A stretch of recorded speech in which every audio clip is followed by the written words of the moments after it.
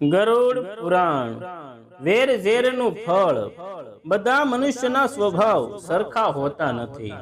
કેટલાક મનુષ્યો ભલા હોય છે તો કેટલાક સ્ત્રી પુરુષો વેરઝેર ઈર્ષ્યા અદેખાઈ રાખનારા હોય છે। એવા સ્ત્રી પુરુષોથી અન્યનું સુખ જોયું જતું નથી। તેના હૃદયમાં જલન હોય છે। એ જલનમાંથી વેરઝેરની જ્વાળા ઉઠે છે। બીજાના સુખે દુખી થનારને કદી સંતોષ કે સુખ મળતા નથી। ખાસ કરીને સ્ત્રીઓનો સ્વભાવ વધુ અદેખો વેરઝેર વાળો હોય છે। બીજી સ્ત્રીઓને સુખ કે ઠામઠામ તેમાંથી ખમાતા નથી।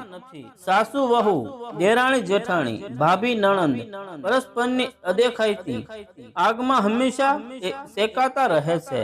તેમાંથી ઝઘડા, કલેશ, વિખવાદ, જુદા ઘર સંસાર મંડાય છે। એવા પાપીઓ યમલોકમાં યમદૂતોને ચાબુકના માર ખાઈને કરુણ પોકારે છે। જય શ્રી કૃષ્ણ।